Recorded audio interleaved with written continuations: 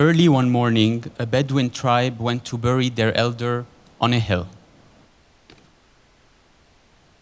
While digging his grave, they came upon a large stone sculpture of an animal with a human head.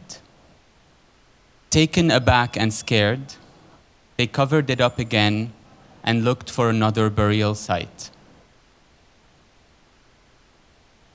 That year, their land suffered unprecedented drought, was invaded by swarms of locusts and the outbreak of cholera.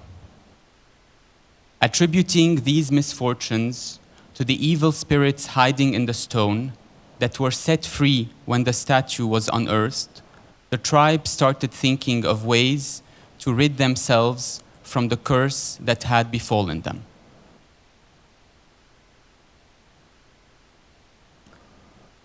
When Max von Oppenheim arrived to the village of Tel Halaf in the winter of 1899, the tribesmen told him the story of gods, demons, and monsters hiding underground in the hopes that the curiosity of this foreigner would lead him to unearth the statue so the curse would be transferred to him and carried away from them.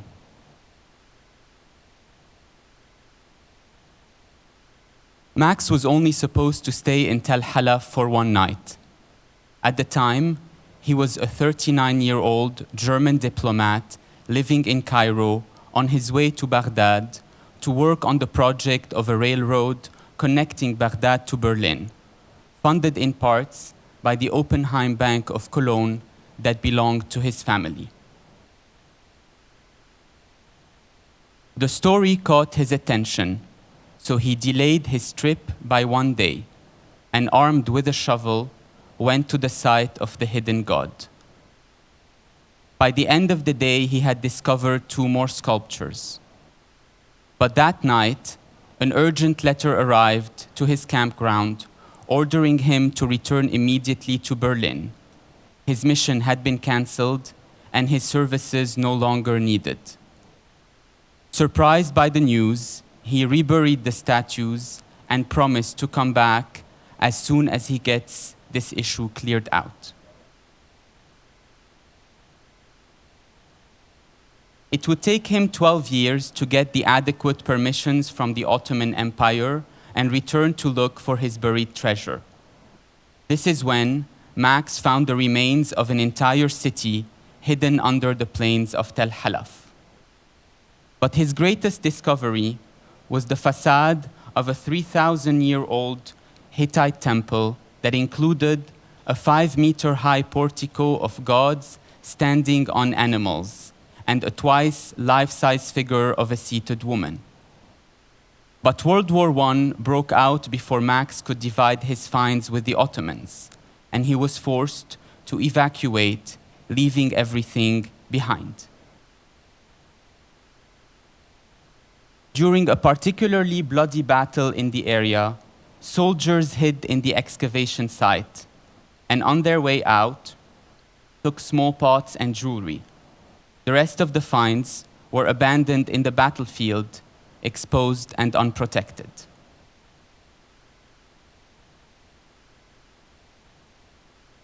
In 1927, at the age of 67, Max returned to Tel Halaf for a 3rd time. By then, the Ottoman Empire had been partitioned, and the village now sat in Syria, under the governance of the French Mandate. So instead of taking all the finds back to Berlin, he now had to share them with the French. To overcome this issue, which rendered his shares smaller, Max brought along Igor Yakimov, a Russian sculptor who specialized in plaster works to make full-scale replicas of all the ruins in double, so that each governing body, beside taking their due part, would also get a copy of what they did not own. Alongside the sculptor came an architect that made adequate renderings of the ruins on site, a photographer that documented the entire process, a botanist that collected specimens of animals and plants, an ethnographer that recorded songs and stories told by the Bedouins, and a meteorologist that kept a logbook of weather patterns in Tel Halaf. The market crash of 1929 did not spare Max, so when he returned to Berlin in 1930, he went to the recently inaugurated Pergamon Museum to try and sell them his archaeological finds. Unwilling to pay the price he was asking, and disinterested in a civilization deemed secondary, the head conservator at the museum refused his request. Undisturbed by the news, Max realized he could actually make more money by opening his own museum. And by the end of 1930, the Tel Halaf Museum opened its doors in a disused iron foundry in Charlottenburg. The place quickly became an important touristic attraction, as it did not differentiate major archaeological finds from rugs and costumes, and did not follow the regular rules of preservation and chronology. Among the many visitors were archaeologist Max Mallowan and his wife, crime novelist Agatha Christie, who recalls, in her memoir, being shown around by von Oppenheim for a grueling 4-hour visit, during which he stopped his eager dissertation to say lovingly, "Oh, my beautiful goddess," as he looked up to the statue of a seated woman. Max tried to go back to Tel Halaf to check on the excavation site one last time in 1939, but his permit was denied. Hitler was now in power, and all German presence in the area was to be suspected.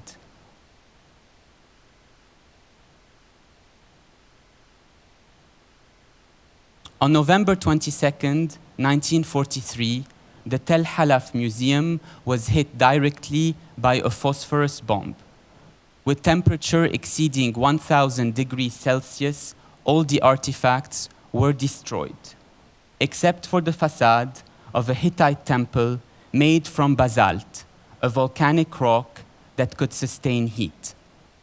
But when firefighters came to douse the flames, the sudden temperature change between the cold water and the hot stone shattered the facade.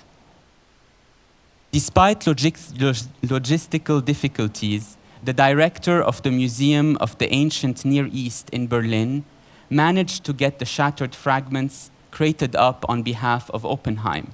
And in August 1944, 9 truckloads full of rubble were brought to the cellars of the Pergamon Museum to await an uncertain fate.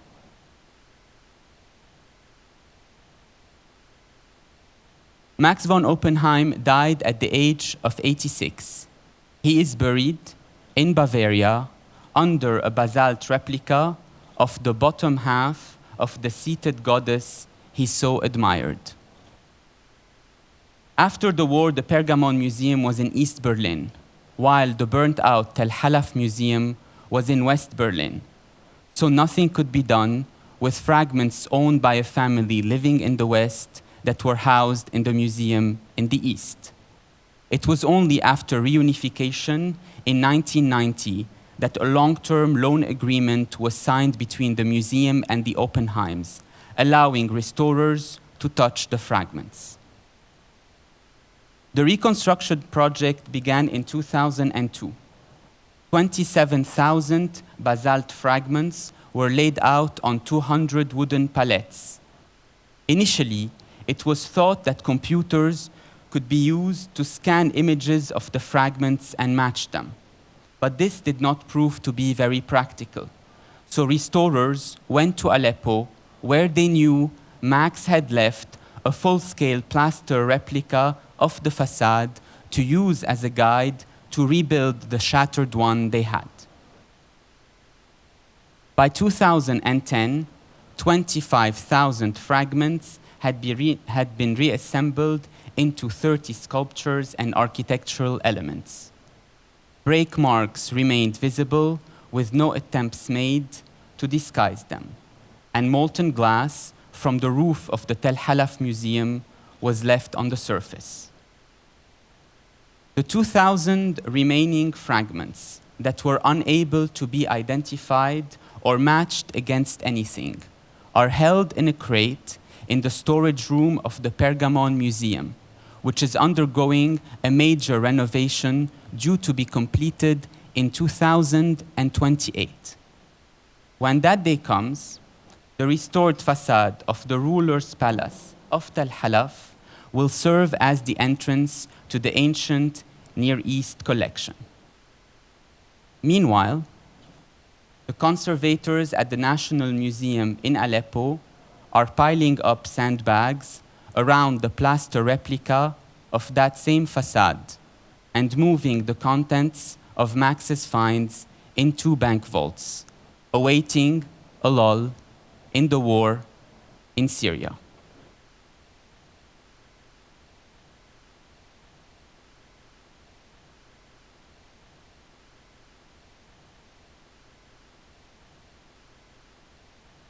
Growing up, I ate lunch at my grandparents' every other Sunday. They lived in a large, cold apartment and showed their affection in a very restrained manner. So I spent most of my time sitting in a chair, trying to behave. From there, I could see the framed photograph of a serious man hanging on the wall and the spine of a bright yellow book piled up on a shelf among brown and black ones. Years later, I went back to that same apartment to help my parents empty its contents into storage. When I opened the yellow book, the first page read, "I offer you this book, dear Faik, as a token of my appreciation for the invaluable work you did on this expedition." And when I was taking down the framed photograph, I noticed that it was autographed on the back by Max von Oppenheim. I was confused. How did memorabilia belonging to a member of the German nobility end up in the dining room of a relatively quiet Lebanese family? My mother's answer was simple and direct. It is all a spy story. And this is how the story went. In 1929, the governing authorities of the French Mandate stationed in Lebanon sent my great-grandfather, Faik Burkhush, to be Max von Oppenheim's personal secretary and gather information on the archaeological dig he was doing in Tel Halaf. At the time, the Germans needed to make detailed maps of North Africa and the Levant for a possible military attack there. But since these areas were now under British and French rule, map-making had to be done secretly. So intelligence officers, disguised as ethnographers and archaeologists, were sent on mock survey missions. The French were suspecting that von Oppenheim was one of these intelligence officers, as they knew that he had been coming back for the past 30 years to the same location on the border between Syria and Turkey, and were afraid that he was radicalizing the Bedouin tribes and preparing an undercover coup against the colonial powers. My great-grandfather's job was simple. Besides his duties as a secretary, he had to photograph camps, settlements, meetings, then make a detailed account of everything Max did and send it back to Beirut for the French to analyze. In order for the information not to be intercepted along the way, the photos were disguised as postcards addressed to my great-grandmother, who would receive the material and relay it back to the authorities. The operation went very smoothly, except that she kept 10 of these photographs to herself, because she was fond of the messages written on their back. This one was her favorite. Victoria, dearest, I kiss you. I kiss Joseph, Albert, and Marie and wish you all good health. This is a photograph of the snake I caught hidden under a Bedouin's tent. After showing it around, I killed it. The next day, a photographer took this portrait of me holding it. I'm standing, and my tent is behind to my right. All is well here, except the unbearably scorching heat. Send me your news, and send my regards to the dear Isa, the dear Halim, and all the neighbors. My best wishes, and 1,000 kisses to the kids. Yours, Faik, Tel Halaf, June 12, 1929. The French were unable to find anything on Max, so when his expedition was concluded in the fall of 1929, my great-grandfather's mission was aborted, and he went back to his day job as a government employee that translated documents from Arabic to French.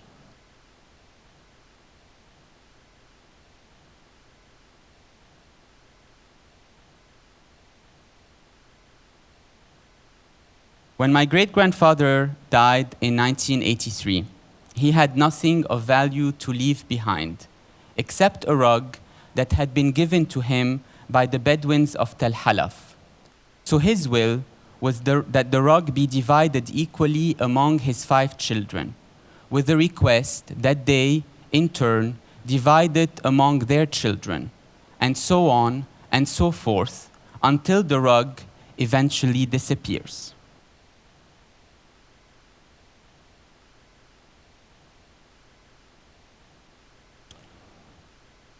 But his youngest daughter did not get married, so her piece, which is 1/5 of the original rug, remained intact. His third son, my grandfather, had 2 children, my mother and my uncle. My uncle got married but did not have any children, so his piece, which is 1/2 of 1/5 of the original rug, remained intact. My mother has 2 children, my sister and me. My piece is 1/2 of 1/2 of 1/5 of the original rug. My sister has 2 daughters, Yasmina and Noor.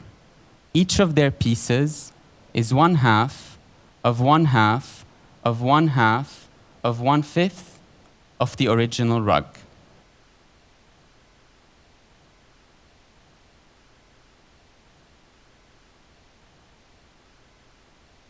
In 2006, a team of excavators from the Pergamon Museum went back to Tel Halaf to continue the work Max had left behind 77 years earlier. They went back again 5 more times until their expedition was cut short in 2011 with the advent of the war in Syria. Tel Halaf sits in an area that is now under Kurdish rule, on the border between Turkey and Syria. When I met with the head excavator at the Pergamon Museum a few months ago and inquired about the fate of the site, he told me that a group of Kurds had reburied the place in order to protect it from bombs.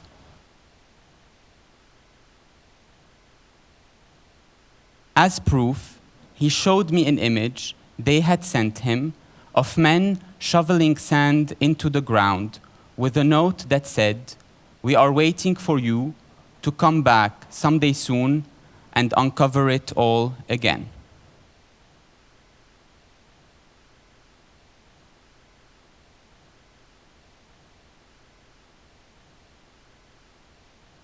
Thank you.